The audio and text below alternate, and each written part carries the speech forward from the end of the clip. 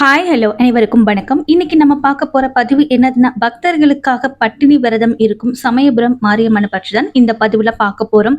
தமிழகத்தில் உள்ள மிகவும் சக்தி வாய்ந்த அம்மன் கோவில்களில் ஒன்றாக விளங்கும் சமயபுரம் மாரியம்மன் கோவிலில் ஆண்டுதோறும் பச்சை பட்டினி விரதமும் பூச்சொரிதல் விழாவும் வெகு சிறப்பாக நடைபெறும். தனது பிள்ளைக்காக பட்டினி விரதம் இருக்கும் தாயைப் போல உலக மக்களின் நன்மைக்காக அவர்களின் வேண்டுதல் நிறைவேற்றுவதற்காக அம்மன் இருக்கும் சிறப்பான விரதம்தான் இந்த பட்டினி விரதம்.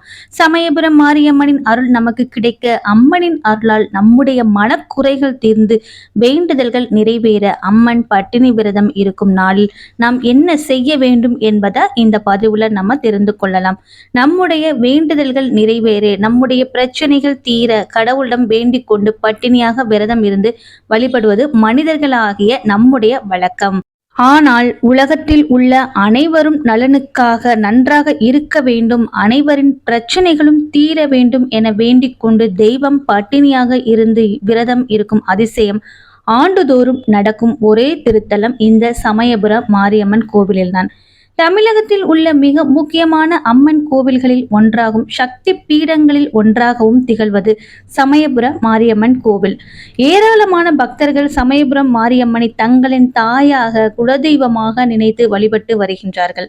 மகமாயி சமயபுரத்தால் சமயபுரத்து அம்மன் ஆத்தா என பக்தர்கள் அன்புடனும் உரிமையுடனும் அழைத்து வழிபடும் சமயபுரம் மாரியம்மன் மிக பெரிய சுதை உருவமாக சமயபுரத்தில் காட்சி தருகிறாள்.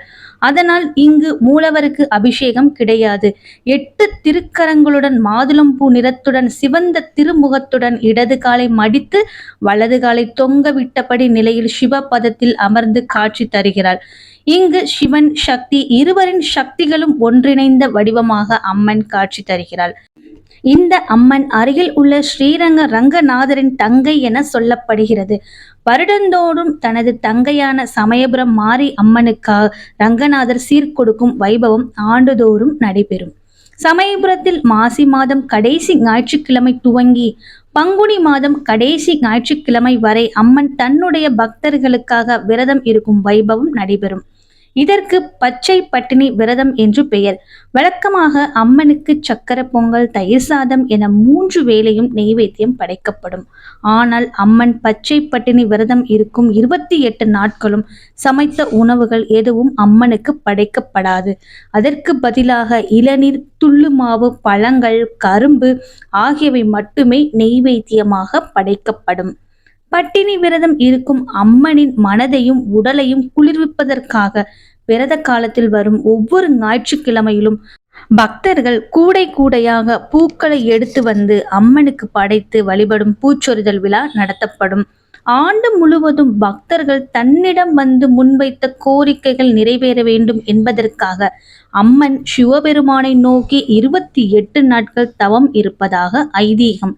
இந்த நாளில் பலரும் அம்மனுடன் சேர்ந்து 28 நாட்களும் விரதம் இருப்பது வழக்கம்.